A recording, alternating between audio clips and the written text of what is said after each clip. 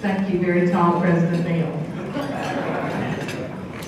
It is my pleasure to announce again the nominating committee report for Rotary officers, and I think I neglected to mention last week just who the nominating committee was to refresh your memory.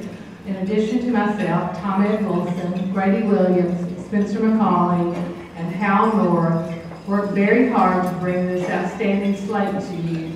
And I do want to suggest in future years, based on some comments I heard after, that perhaps we might want to make sure that some defibrillators and medical personnel are on standby, since we don't tell people that they've been nominated for these offices. Some of them had a bit of a shock, so we'll try and do that about that next time. But again, it is my pleasure to enter into nomination for First Vice President Sandra Brewer, Second Vice President Chris McKee, Treasurer Bill Underwood, Director Keith Sanford, Director Monique Burke, and to fill out the unexpired term of our incoming or our President-elect for Rotary as a Board of Director, that will be Rob Taylor. And then, as you will no doubt remember from last week, our nomination for President-elect for our anniversary year, 2013-2014, is Tom Griscom. I believe he's actually here today. He was absent last week. So I now open the floor for nominations. Nominations be closed. We're always nervous at this point. I'm glad to see no two was again completed. So the nominations are closed. That is your slate of nominees. And remember, be here next week so that you can make sure that your vote counts. Thank you, Mr. President.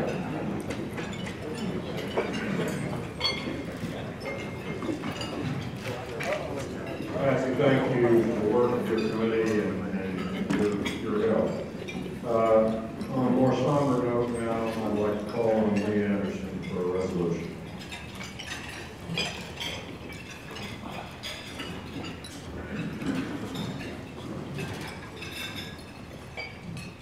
Dr. Jack McEwen, who died December 5th, 2011, at the age of 84, was one of our most admired, respected, and entertaining members of the Chattanooga Rotary Club.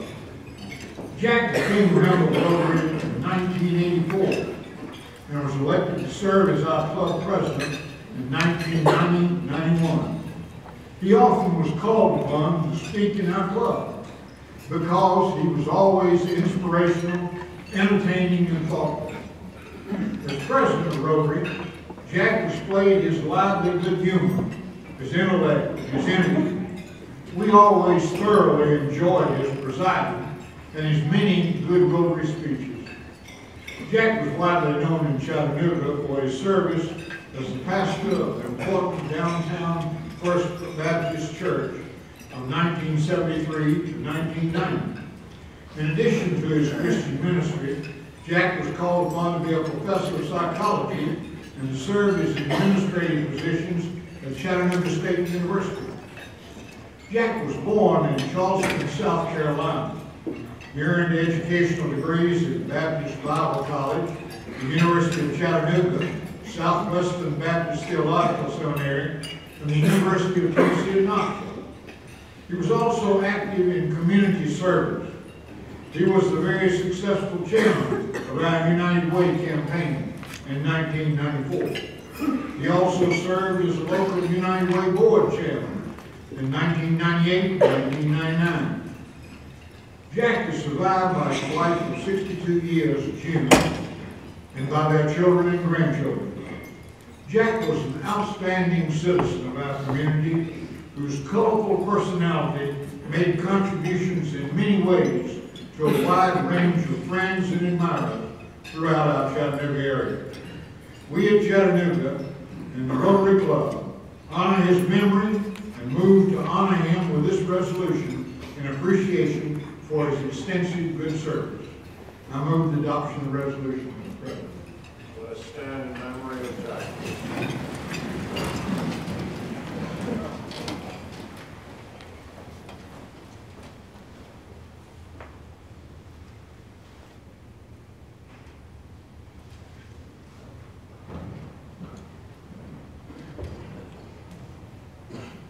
we do have a significant loss, but I will tell you about Jack's humor.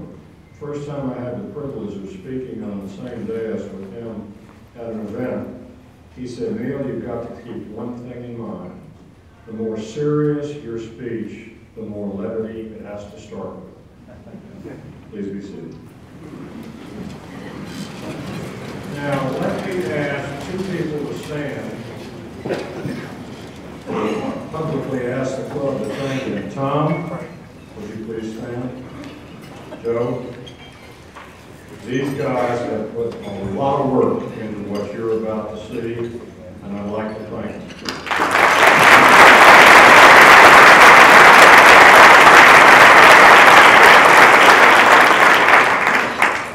Now let me turn it over to Joe.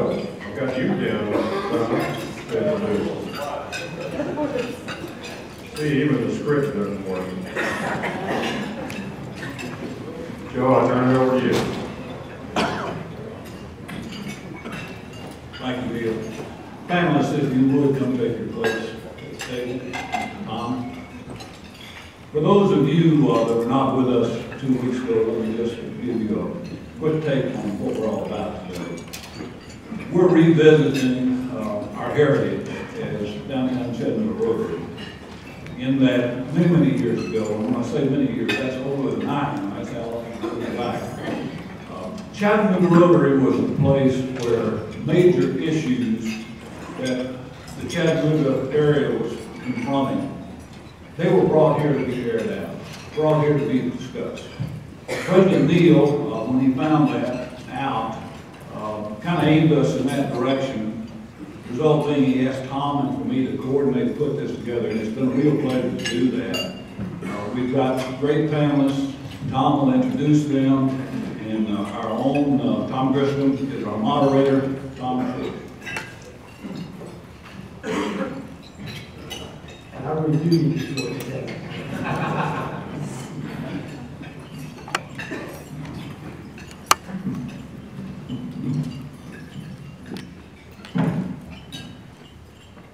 Good afternoon. We're going to spend a little time today to talk about growth in Chattanooga. When you think about what's going on here, we've got new jobs that come to this community. They're putting pressure on schools, on infrastructure, roads, bridges.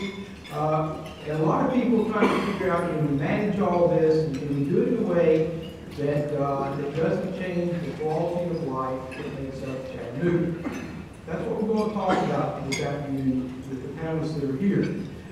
Let me also make mention that for everybody who doesn't know this, the Chattanooga Chamber of Commerce has a study going on to look at for the next 40 to 50 years what growth in this community will look like. So that is starting, and so this is the beginning of a conversation that this community can engage in for a period of time. So as we set this up, let's start with the news clip that WTBC News Channel 9 has put together to sort of frame the issue.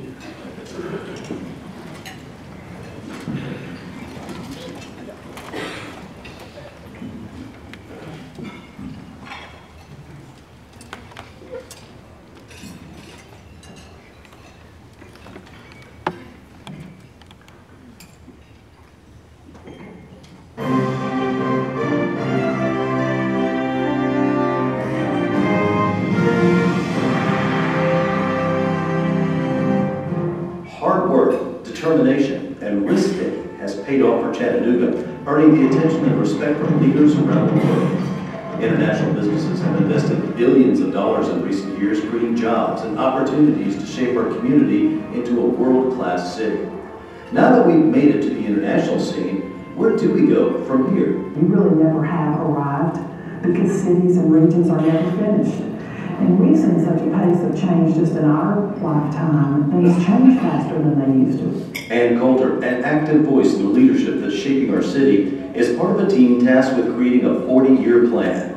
Rick Mathis is the Director of Research at the Ox Center, who's also a member of the team. You have to know within populations what's the age that is growing. So if it's an older population, you're going to plan more for health facilities and things of that nature. If it's a younger population, then you're going to look at education. The mission is to strengthen and nourish the relationships between Southeast Tennessee, Northwest Georgia, and Northeast Alabama. We don't live our daily lives or in the course of our lives over of a year based on where the county line is or even where the state line is. Several major developments in the last few years drive home the point of regional cooperation. Volkswagen's billion-dollar plant relies on suppliers, local businesses, and a regional workforce to operate the world's first platinum LEED certified automotive plant that builds a highly acclaimed family sedan. Amazon.com relies on our human capital and regional transportation connections to fulfill the orders from millions of people around the country. Alstom chose Chattanooga for its access to highway and waterway transportation, a strong and plentiful workforce, and some of the brightest engineers to build power systems for the future.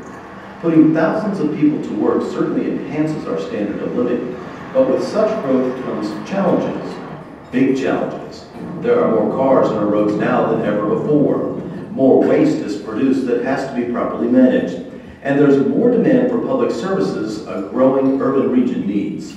A lot of challenges funding. Infrastructure is expensive. Consider these challenges. Our roads and bridges were built decades ago and are approaching the end of their usable and safe lifespans.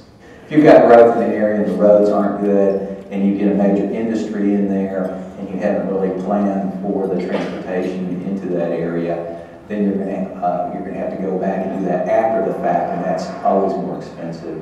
Are we willing to figure out how to pay to rebuild and expand them? Do we want to invest in a robust public transportation system? Our schools in Hamilton County and surrounding counties are at capacity. Are we willing to pay to repair them, build new ones where they're needed, or invest in more teachers? Do we want to challenge school boards to raise the bar in the classroom? How do we manage, expand, and coordinate a hodgepodge of utilities like water and sewer? Another one of the important challenges will be how do we prioritize those investments? What needs to come first, second, and third? And how do we think smart about that? So we're ahead of the game, not behind the game. Another challenge is finding enough developable land to continue attracting new business and industry. There's only so much land left at Hamilton County's Enterprise South Industrial Park. Should we be thinking about investing in coordinating efforts to develop new industrial parks in surrounding communities? We really don't seem to be in the game in this region anymore of one county competing against another county for the same jobs. I mean, in a sense that of course is always going to go on, but they really have an idea that we're all in this together. Do we continue to sprawl further away from Chattanooga into rural counties? Can we capitalize on brownfields and repurpose land now left vacant? Do local governments compete with or cooperate with each other? Can we continue to grow as a place we want to live, work, and play? Chattanooga has arrived, so what can we do next?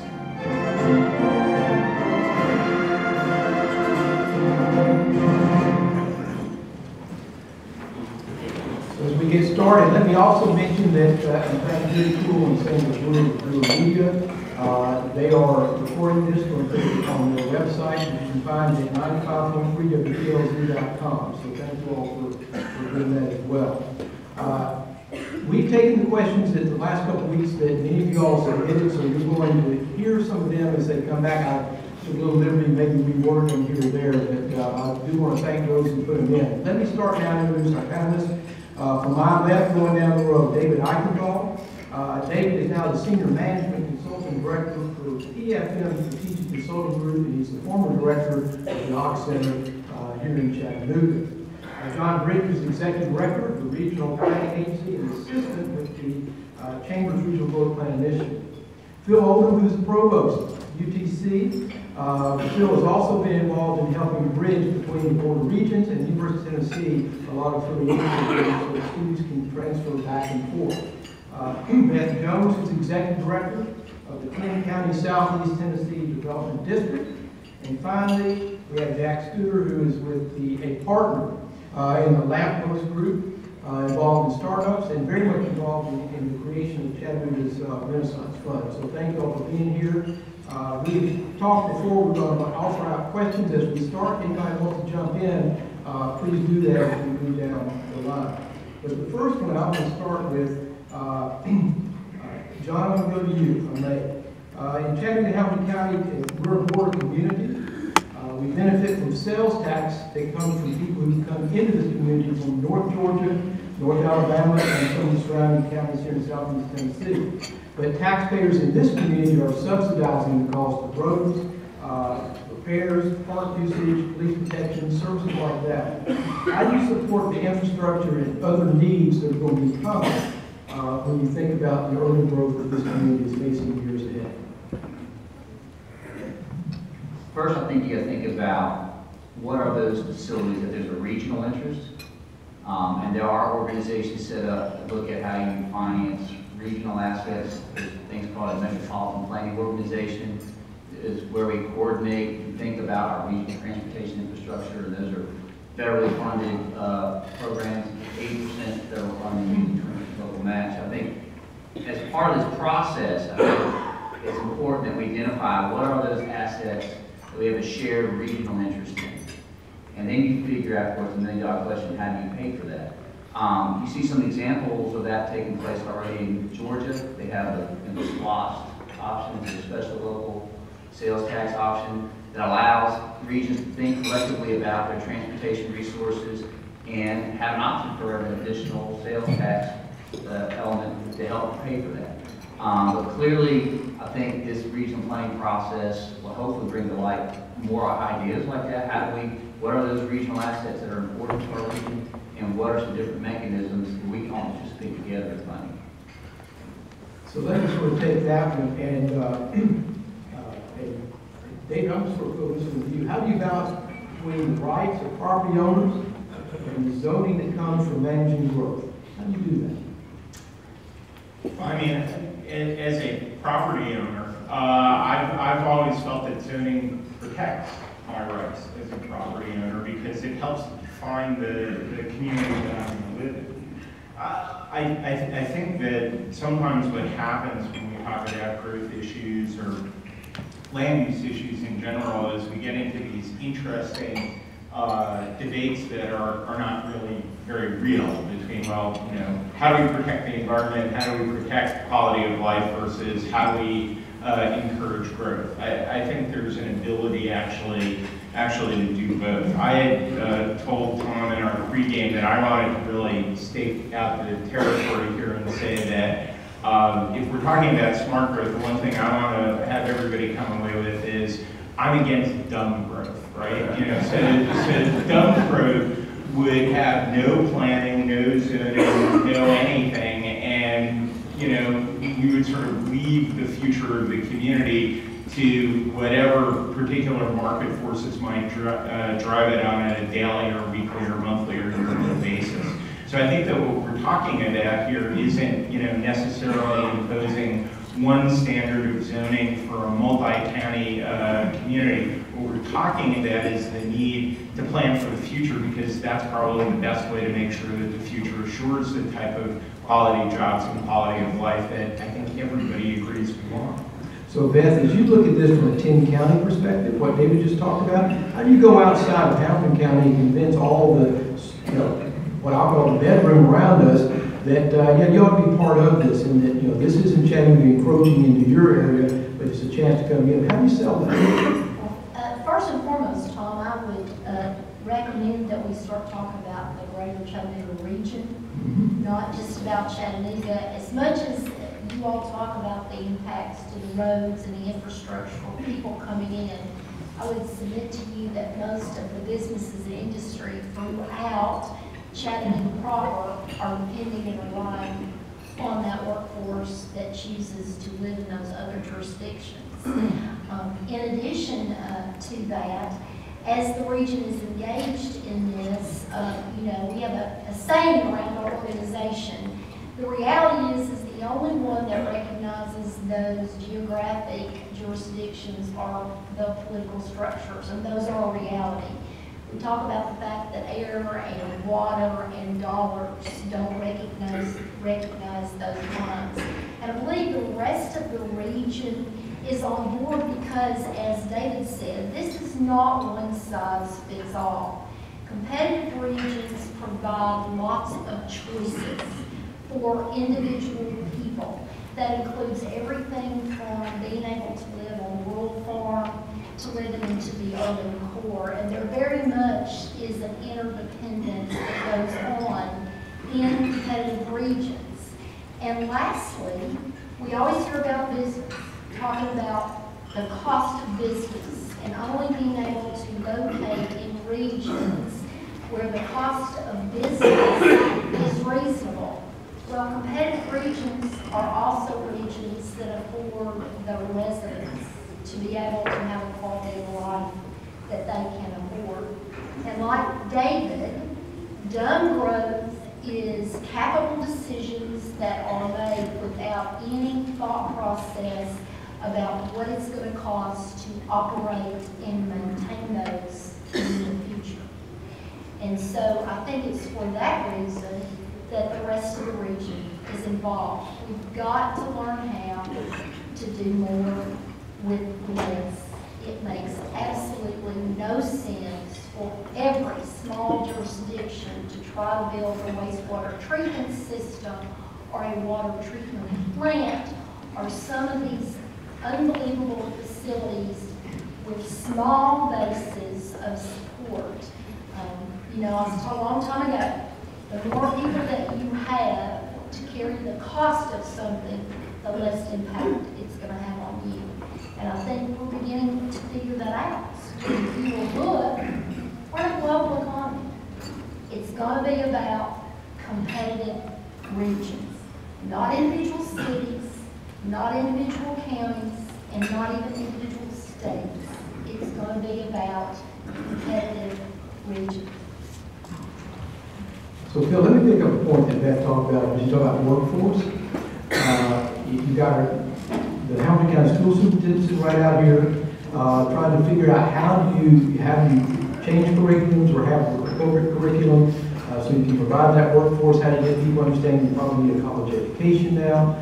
There was a meeting in Nashville last week by some of the employers who were here who just come in and others across the state, meeting with the governor talking about we need more young people, we need more students graduating with technical backgrounds, technical skills. So you're as a program sitting there, seeing what's happening here, and trying to figure out how does a UTC, and you can also speak, probably to your Chattanooga State, but how do you all put together the type of education needed to make sure that you're supporting all the, what is happening in this community, and because I think that impacts whether some of these companies may continue to expand or they decide to do someplace else. How do you address that? Yeah, well, it's a critical issue, and clearly it's a national issue. Every state in the country is doing the same thing, how to get more students through the educational process in a timely manner and into the productive workforce. I'm told this, that something like 70% of all the jobs created since 2008 require a bachelor's degree equivalent. And so a lot of the job growth that we are seeing, maybe not so much locally right now, but certainly nationally, is requiring ever higher levels of educational attainment. And so I think a clear message is we need more highly educated workforce. It needs to be pretty slanted right now toward the technical areas. Clearly that's where a lot of the job growth is right now, and demand is. And so, and that's traditionally, at least for the last few decades, has not been where student interest has been necessarily. And so we've got to shift that and change that dynamic. Fortunately, I think locally, both in Chattanooga State's case and UTC's case, the enrollments have been growing dramatically. And so we're getting more students into our system than ever before. And the challenge is to get them effectively through the process into meaningful careers. And I think we're making a pretty good dent on that, but there's still a lot of work to be done. I just want to emphasize the importance of education to this whole discussion. First of all, it is the perfect nexus between quality of jobs and quality of life. Right? People will want to stay here, people will want to come here if we've got a quality public education system throughout the region. It becomes an attractive place if we've got a college-educated, technically educated workforce to fill the types of jobs that are being created. We just know now after years of looking at this, you know, you're far more likely to be employed if you've got a college degree. Your income is higher, you're less likely to live a life in poverty. That's true nationally. It's absolutely true, not just in Chattanooga, but as Beth points out, really across the region. You know, if you sort of want to talk about the sorts of priorities that Ann Coulter referred to in the video, education has to come pretty high up on that list. And for the good work that's being done really across education in the region, the most important thing is an understanding of what my friend Dan Challoner sometimes says, which is college begins in kindergarten. And actually, from the research that we did at the Ox Center, college begins before kindergarten in terms of kids being ready to go to school as well. Yeah, I'd like to chime in and just sort of point out that one of the big things, and I think we're going to hit on this a couple different times, is options are important. And I think we have this base of manufacturing jobs now that we're, we all know we're filling, and if BW expands, we're going to find 2,000 more people for them to hire, which is going to be a challenge. But I think, back to your point, we need to start creating a workforce that's not just sufficient for what we have, but actually beyond what we need. And then we'll be able to attract companies here that go beyond BW employing 2,000 factory workers. We can start having some of the knowledge economy actually come to Chattanooga. And I think we need to just hold ourselves to the standard that, just catching up to what we need isn't good enough. We actually need to be generating people and graduating people that will start companies and can be the driving forces behind the next generation of companies that we can have here in Chattanooga that will create the options. So we can have manufacturing jobs, we can have knowledge economy jobs, and I think that's really important. We have an opportunity to do that right now with some of the things going on in Chattanooga. It's just important that we seize on that opportunity and actually do something about it. Yeah, to that point, I'd add that you have two different perspectives here. One, of course, is from the employer's perspective of what job-related skills that they're looking for. And the Chamber's doing a pretty good job right now, I think, of surveying a lot of the corporate entities around town and getting a better feel for what those are. And so, supplying those particular skills is clearly important, but we also have to look at it from the standpoint of the student and future employee. Labor statistics tell us that the average college graduate today is expected to change careers about 7 or 8 times in their lifetime. And so the truth is they need agility, they need mobility, they need the ability, to your point, to be able to move into alternate career paths, hopefully within the same community, if we want to capture that kind of talent long term here. And so it's not from the educational perspective, it's not just simply training toward a career, a single career path. It's actually giving them the opportunity to do multiple things within their life. And then one quick thing on that, if you think about it from the technology field, by the time a textbook is written about some kind of technology, it's probably out of date. So it is all about creating that foundational skill set, like you say, so you can be agile and switch and learn the latest and greatest thing and move to the next thing. So I completely agree. Jack, let me ask you, let me sort of direct it to you. How do you find the balance between public and private funding? Because you're involved in that, but also, and this one sort of takes a little bit further, how do you find the balance between public and private spaces? Yeah, on the public and private funding, I'll take that one first. I think we need to recognize, and I've been in other cities and seen how other cities work, and we've got a really unique situation here in Chattanooga. We've got this sort of triumvirate. We've got the private businesses, we've got the public side, but we also have these foundations that do amazing things in this town. And we need to keep all three of those together and at the table. And right now they seem to be, from at least what I'm involved in, very much pulling in the same direction. And I think meetings like this, conversations that will hopefully happen tomorrow and after this afternoon, we need to all be pulling in the same direction and keep all that together to push us forward. So I think that the right mix is everybody at the table. And it all breaks down, everybody needs to come to the table and bring what resources they have, bring the influence they have, bring the people they have, and go after that common goal. And not every thing's going to be the same. It might be more public one time, more private the next time. But keeping that dialogue, keeping all three at the table for Chattanooga is going to be key to us being successful in the next 10, 15 years. So Beth, let me take this and say, as you look at it from your perspective, how do you get that public-private sort of funding piece spread out as you look at in that whole geographic area? So I understand you got to have a little skin in the game. I think it has to do with regard to common issues, and we touched on one, and that is regionally developing the talent pool, and that's everything from existing industry to the future.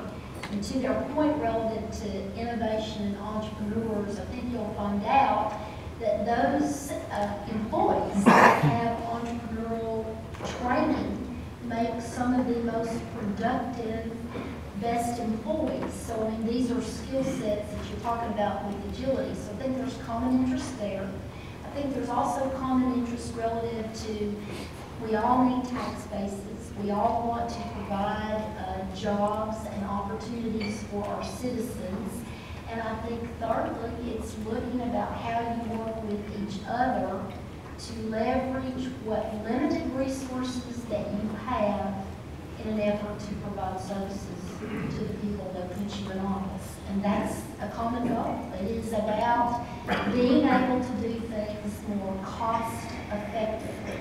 And if you can make a better decision about using taxpayers' money more wisely, then you've done a yeoman's job. And, you know, we talk about the Hamilton County school system and public school systems.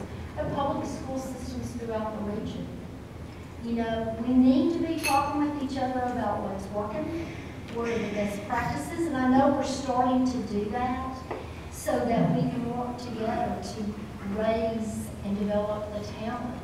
This keeping stuff to ourselves is not going to be beneficial to anyone. And I know those doors are starting to open up. That's part of what the STEM competitive school is about. It's about taking those resources and making sure that they get shared throughout the entire region with the school systems and everything else. So they get it. They get it in the region. They understand. We rise and fall together. Most of us in this room were around in the late 60s and the early 70s.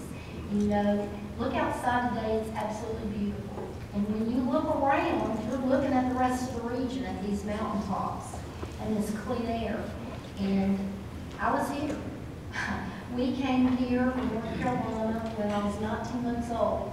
And in first grade, physicians told my parents the only way that she will ever get over this respiratory condition is to leave this region.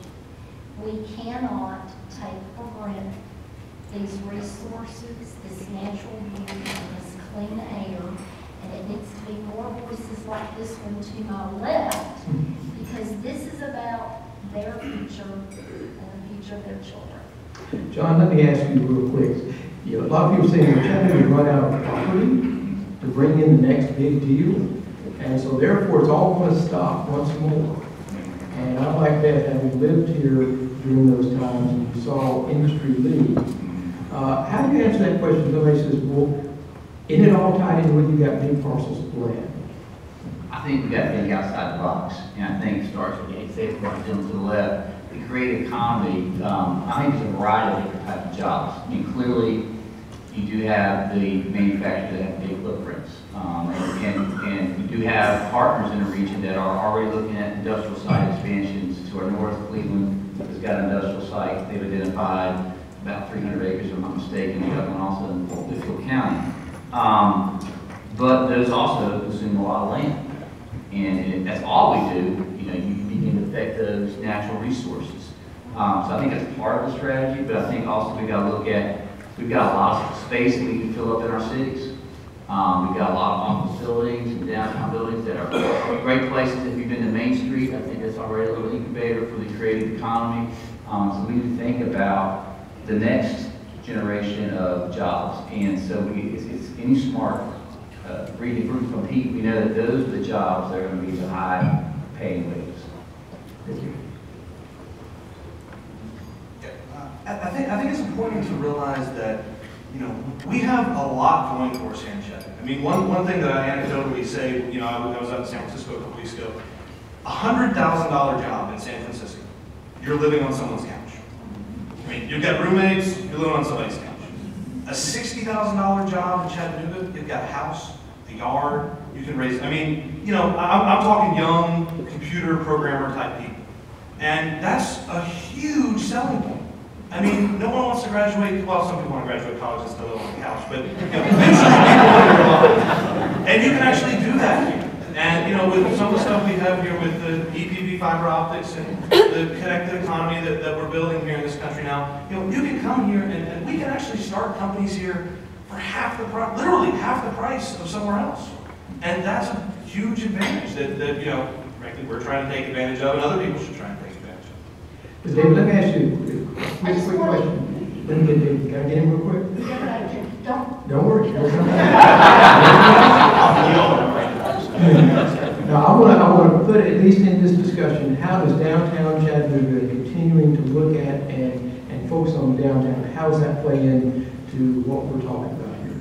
Or does it? So I think it does in at least three ways. First of all, it is one of our competitive assets. I think it's exactly what Jack was talking about. This is a great place for people who want to come here. In part, it's a great place because of downtown. We actually did a bunch of focus groups a number of years ago with people who were new to the community, and we asked them, what were some of the things that brought you here? Natural beauty was pretty important, but a cool downtown didn't hurt either, and easy access to that. So that would be one thing. Another thing is, and I just want to hit this point going back to the question about, well, how do we pay for all this stuff? Well, downtown really should be a model for how we think about paying for this stuff. I was lucky enough to be in an administration that helped produce the latest round of waterfront redevelopment. That was an ideal sort of private-public partnership that built a lot of infrastructure in this community to make us more competitive, to make us more attractive. That's the type of public-private partnership we need to think about going forward. And then the third thing is that downtown is part of where we can attract people to, both in terms of living there and I've often said that there are some communities around this country that are where Chattanooga was 25 years ago. There were places people weren't coming to. They want to leave. We should put billboards around some of those places and say, move your corporate headquarters to Chattanooga. And if they do that, best place to move would be downtown. Yes, Beth, go ahead. I just wanted to pick up on the issue of things that the rest of the region could benefit from. And a perfect example of that is gigabyte fiber. People in the region, the rest of the region, are trying to figure out how they get access to medical care. That is a highway, an information highway that can basically provide that access without having to go out there and build huge facilities and try to recruit doctors and whatnot. There are real opportunities relative to medical care. They're relative to a lot of different things. And I think it's incumbent of us as a region, even when we're learning, is to figure out how to really take that infrastructure so that it can benefit the entire region, to have access to some of the same things that those of us in the urban area have access to. All right, we're almost out of town, so here's a quick one and quick answers. As we leave here, what are the two key issues that you think ought to be on the agenda when you're considering both issues? Jack, you start that there. Well, I think from one I've actually added while I've been sitting here, and I think it's really important that we use what we have in the downtown area, and there's areas around downtown that what we don't want to do is have that situation, and I'm sure someone here can provide the technical term, where you just sort of run past it and just build suburbs out there, and you leave the city center alone and you don't do anything with it. And we consciously, we made the choice. We put our offices in Old Lovelandville to kind of make that point. So I'd say that's one. I'd say the other one is we've got a lot of really good momentum. I mean, that video only told half of the story of everything that's going on in this town. And we've got to build on that momentum, but we have to build on it together. And you pointed on something that the openness, I mean, there's a lot of people starting to call this whole, my generation, the open source generation, because we're all connected and we just share things. We don't keep things locked up in a closet in a safe until it's ready to go. We share stuff. We share ideas. We share everything. And I think we have to be a community that exemplifies that, and that will attract the people we want to this town. So I think doing it together is the only way we're going to get there. Beth, your 2 quick points? My quick points would be cost-effective, informed decisions relative to government services, and secondly, working holistically together relative to the educational system and the training that needs to be provided. We have limited capacity in our region relative to training in comparison to lots of different regions. We got to figure out how to do it better. Thank you. Phil? Number one would be education. And number two would be really find every possible way to unleash the incredible power and potential of higher education. John? I think that we need to have everybody as a stakeholder at the table. I think that, I just know from our previous discussions working on this project, we fought some time with our business partner, but I think it's good to appreciate where everybody's coming from. And I think with the business perspective, the looking at natural resources, or quality of life, all those are critical elements to have a successful regional growth plan. The other thing I would say, I guess, as a corollary to that, is that it's got to be citizen-led. I think there's something about our community when the citizens really come out in full force, that it becomes a driving momentum in getting some of these things done. This guy's scared you get the last word. So I echo everything that everyone said, particularly the need for participation. This really has to be a participatory sport. No one can sit on the sidelines. And again, education. But the two that I would add to the list that everyone else has put together is we need to take the opportunity to address some of the toughest challenges that we face as a community. And I hope we could think about what we could do as a region to combat and reduce crime, so that part of quality of life is everybody wakes up in a neighborhood and is able to go to school without worrying about their safety. And our poverty rate in this county and this community is just too high. And part of that is jobs, part of that are a whole host of other things, and we really can't allow this process to go forward without thinking about the people who struggle every day in this community and how to make it a great community for them. Thank you all very much for sharing.